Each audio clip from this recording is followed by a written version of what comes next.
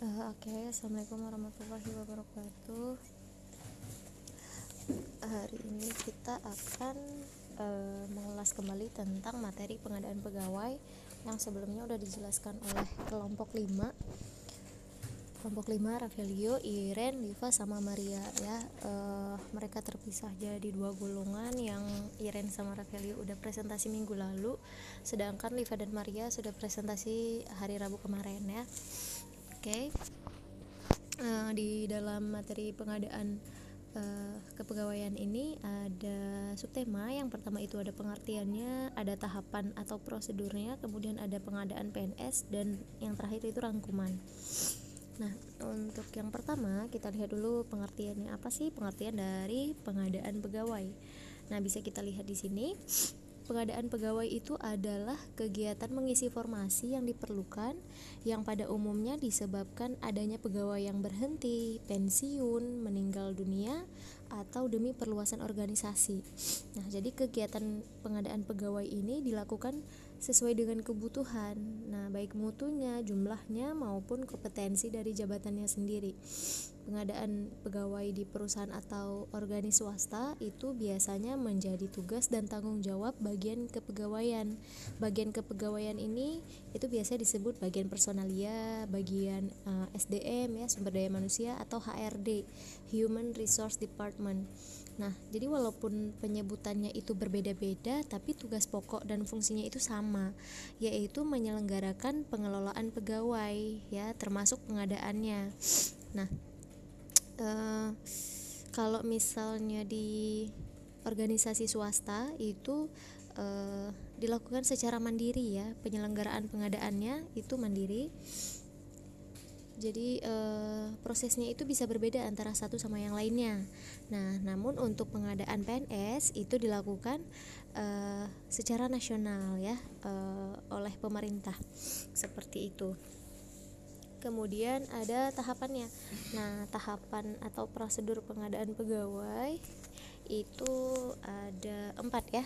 Nah, kita lihat di sini ada 4. Yang pertama itu ada perencanaan, yang kedua ada rekrutmen, yang ketiga ada seleksi, yang keempat ada pengangkatan ya. Pengangkatan, orientasi, dan dan penempatan ya. Pengangkatan, orientasi, dan penempatan. Nah, itu yang terakhir. Nah, kemudian bisa kita lihat di sini perencanaan itu adalah merencanakan kebutuhan tenaga kerjanya ya, sedangkan rekrutmen itu proses menarik pelamar. Kemudian untuk seleksi itu memilih pelamar terbaik di antara beberapa lamaran yang masuk gitu. Kemudian pengangkatan itu dilakukan setelah dinyatakan lulus. Nah, bisa kita lihat di sini perencanaan kebutuhan. Di dalam suatu perusahaan itu kan pasti terjadi fluktuatif ya. Jadi perubahan dari pegawainya, ada yang keluar, ada yang minta resign misalnya, ada yang di PHK, atau mungkin mengundurkan diri, meninggal dunia gitu ya. Nah, jadi oleh karena itu dibutuhkan personel baru nih yang sesuai untuk mengisi kembali jabatan yang tadi ditinggalkan oleh si pegawai. Nah, pegawai yang berlebih pada mulanya terjadi pada suatu perusahaan yang berkembang pesat. Nah, tapi lama-kelamaan mengalami kemunduran. Nah, itu juga harus dikurangin pegawainya gitu ya. Nah, tapi kalau misalnya si perusahaan ini menyatakan kalau misalnya perlu menambah pegawai, nah ini si perencana pegawai harus menghitung dan mempertimbangkan apakah kebutuhan tenaga kerja tersebut apakah penuh waktu atau paruh waktu. Nah ya, jadi kalau misalnya itu butuhnya untuk paruh waktu aja, ya berarti opsinya si pegawai yang udah ada nih disuruh bekerja lembur. Tapi kalau misalnya butuh pegawai yang full time, nah itu bisa dilakukan melalui alih daya atau outsourcing ya, maupun melalui proses rekrutmen internal. Nah, kemudian kalau misalnya di sini bisa dilihat ya, kalau yang ditinggalkan posisinya itu berarti dilakukan pencarian pegawai baru. Tapi kalau misalnya butuh ada penambahan, misalnya ada penambahan pekerjaan, misal paruh waktu tadi, ya berarti orang-orangnya disuruh bekerja lembur. Tapi kalau misalnya yang dibutuhkan tambahan itu secara penuh waktu, nah itu dicari outsourcing. Outsourcing ini adalah alih daya yang dari pihak ketiga gitu. Nah, nanti Ibu akan jelaskan tentang outsourcing ya. Bisa juga melalui proses rekrutmen internal. Jadi melihat dulu nih kebutuhannya kemana gitu. Kemudian yang kedua bisa kita lihat di sini ada rekrutmen pegawai. Ada beberapa hal nih yang berhubungan dengan rekrutmen pegawai. Nah, kalian bisa lihat di sini. Yang pertama itu kita lihat dulu deh pengertiannya ya. Jadi pengertian dari si rekrutmen ini sendiri adalah proses menarik pelamar pekerjaan menggunakan metode perekrutan dengan mengumpulkan para pelamar untuk diseleksi ya. Dikumpulkan nih orang-orangnya, kemudian ada metodenya yang diterapkan, kemudian diseleksi, baru dipilih nih yang mana yang cocok untuk kebutuhan tersebut. Nah, itu adalah pengertian dari rekrutmen. Kemudian tujuannya apa? Nah, tujuannya untuk mendapatkan calon pegawai yang sesuai dengan kualifikasi ya. Jadi kenapa harus rekrutmen sih? Kenapa enggak teman atau saudaranya orang yang ada di dalam situ? Nah, itu nggak bisa mendapatkan kualifikasi yang diinginkan. Jadinya nanti nepotisme kan, kayak gitu. Nah, kemudian kita lihat ada proses rekrutmen. Prosesnya itu ada 3. Yang pertama itu sourcing proses, yang kedua selection proses, dan yang ketiga user proses. Nah, untuk yang sourcing itu adalah proses yang untuk mendapat pelamar itu yang sesuai dengan kebutuhan. Jadi didapatnya itu dari sumber-sumber yang udah ada, baik internal maupun eksternal. Jadi udah ada nih orang-orangnya atau sumber dayanya ya, dari sumber internal maupun eksternal. Nah, itu dilakukan rekrutmen melalui sumber yang udah ada.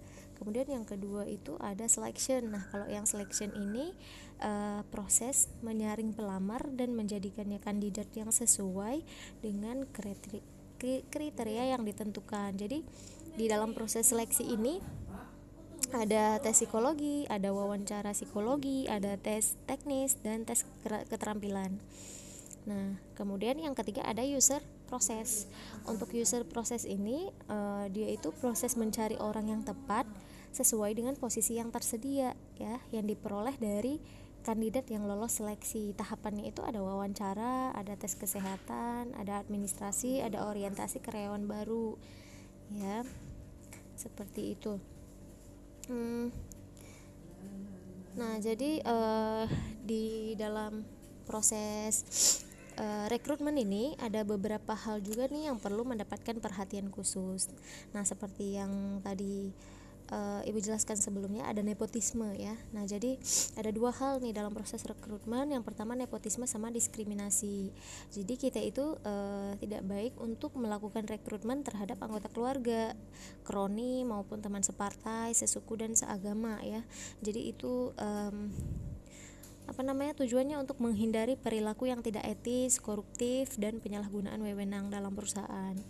Nah, kemudian yang kedua diskriminasi. Jadi pimpinan atau pegawai itu dilarang melakukan diskriminasi. Nah, jadi ini sesuai nih sama pasal 28 Undang-Undang Dasar 1945 ya kan, yang menyatakan bahwa setiap orang itu berhak untuk bekerja dan mendapat imbalan dan perlakuan yang adil dan layak dalam hubungan kerja. Nah, jadi semua orang itu punya kesempatan yang sama.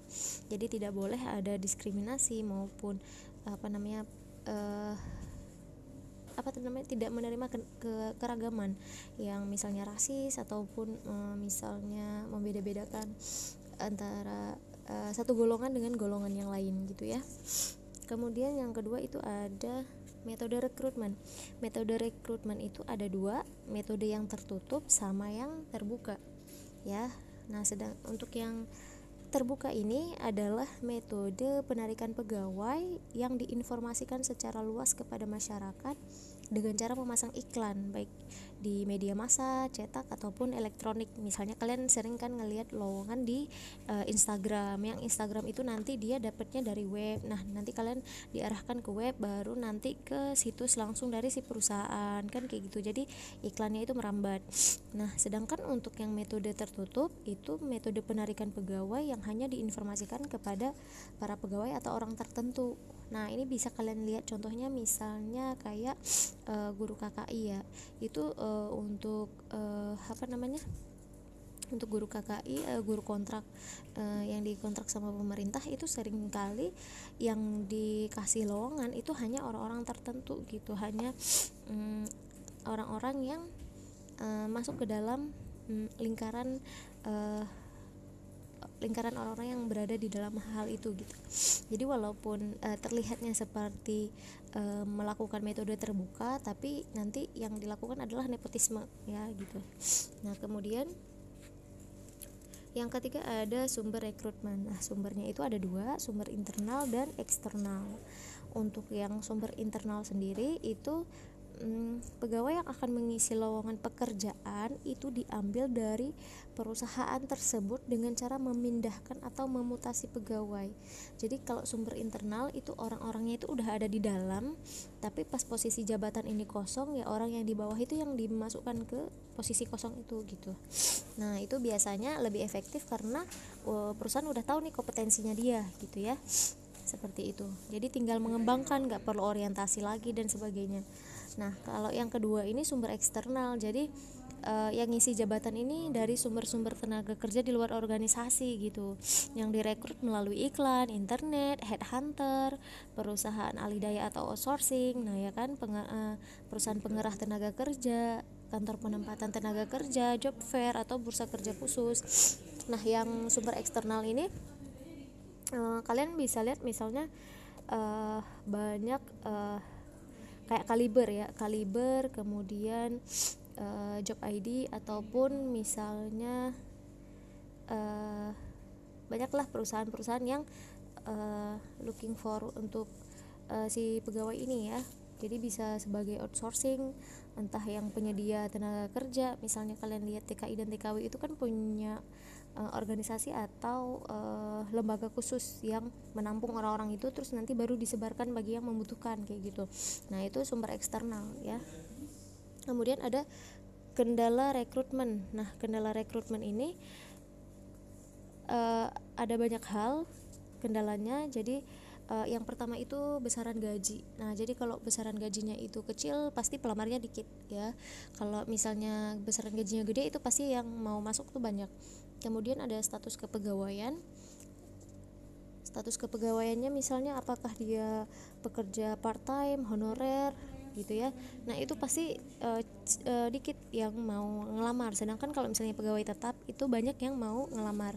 Kemudian sumber pelamar ya, sumbernya itu dari lokal atau dari seluruh Nusantara. Nah, kalau misalnya yang lokal doang pasti dikit, hanya orang-orang yang ada di sekitaran situ gitu. Kemudian persyaratan pelamaran. Nah, persyaratan lamaran nih misalnya banyak nih rentetan hal dokumen-dokumen yang harus dipenuhi. Nah, itu juga pelamarnya bakal sedikit karena gak semua orang punya persyaratan seperti itu gitu. Tapi kalau misalnya persyaratannya cuma dikit, yang penting lulus SMA, nah pasti itu semua orang bakal ngelamar gitu. Kemudian yang terakhir itu adalah metode rekrutmen. Nah, metodenya ini terbuka atau tertutup nih. Kalau misalnya terbuka pasti yang lamar banyak, sedangkan kalau yang tertutup yang tahu kan cuma sedikit ya. Jadi pelamarnya cuma sedikit gitu. Kemudian ada headhunting. Nah, kalau headhunting ini adalah proses perekrutan pegawai melalui pihak ketiga. Nah, headhunting ini dia itu melakukan pendekatan menarik orang yang udah punya keterampilan dan pengalaman terbaik untuk bergabung dengan perusahaannya. Jadi kayak agensi perekrutan eksekutif lah gitu ya. Jadi ada pihak ketiga nih yang udah nyaring orang-orang yang berkompetensi, baru deh diambil sama perusahaan lain, itu headhunting. Kemudian ada alih daya. Alih daya ini adalah outsourcing ya. Outsourcing.